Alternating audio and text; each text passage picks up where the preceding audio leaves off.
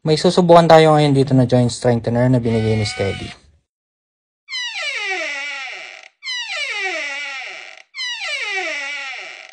Susubukan natin to kung kaya niyang patibayan yung joint pero hindi yung relasyon mo. So lalagyan na natin yung mga area or peg na applicable dun sa joint na pinakita ko kanina. Sabi dito sa instructions ni Steady, 10 minuto ang kailangan mo para matuyo ito. Pero hindi dahil sinabi ng 10 minuto, ayun ang isasundin nyo. Tignan nyo kapag meron pang liquid na ganyan na namumuti, ibig sabihin hindi pa siya tuyo. So nakadepende yon, i-factor in nyo kung saan kayo, lugar, naka-aircon kayo, or naka-electric fan kayo, or maaraw, or maulan, or wala lang. Pag nasa bundok ka. Again guys, i-factor in nyo yung mga kailangan like humidity, maaraw, maulan, malamig. Doon yung malalaman kung mabilis or mabagal tumigas ito. Okay? Ang palatandaan niyan lang is wala nang white na liquid na nakikita. Nagiging clear yan pag natuyo na maigi. So dahil matagal pa yon, antayin natin kasi malamig dito. Ayan, magluluto muna ako ng scrambled egg. Panoorin nyo muna kung paano ko siya gagawin. Pampalaman natin ng tinapay.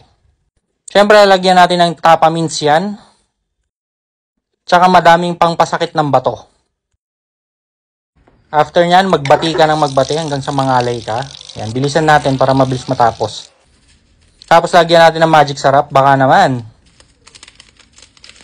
Pampalinamnam, para magkaroon ng dagdag na lasa ang itlog. Hindi gaya ng relasyon mo.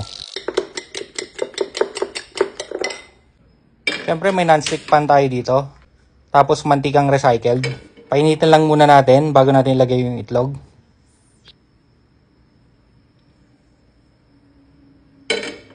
Yan, pag uminit na, ilagay mo na. Buti pang mantika umiinit, yung relasyon mo lumalamig. Okay, so ganyan ang ginagawa namin. Or ginagawa ko lang pala.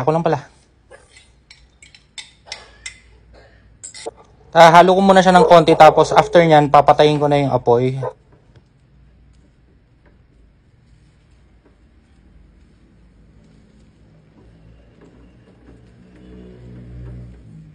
Mekos-mekos lang kapatid.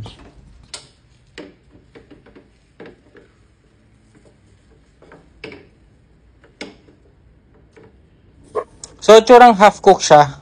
Tapos, isi-set aside natin, i-rest muna natin dyan ng ilang minuto.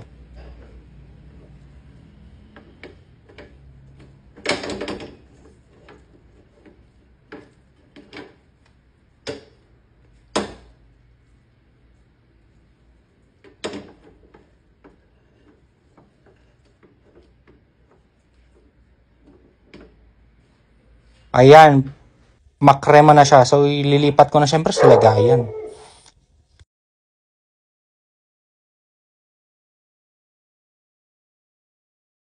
Pagkalipat sa lagayan, ihalo muna natin ng konti pa. Tapos, magpapalaman na tayo ng ating merienda.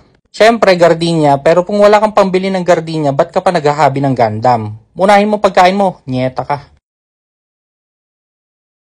Siyempre, the perfect bite na hindi natin papakita. Ayun, may kagat. So, balik na tayo. Natuyo na siya sa wakas. Babalik ko na i-assemble ko na siya. Tapos, testing natin kung tumibay na to. Pero, huwag niyong gagamitin to sa relasyon nyo kasi hindi to makakapagpatibay ng relasyon mo. Ikaw lang ang nakakalam kung paano.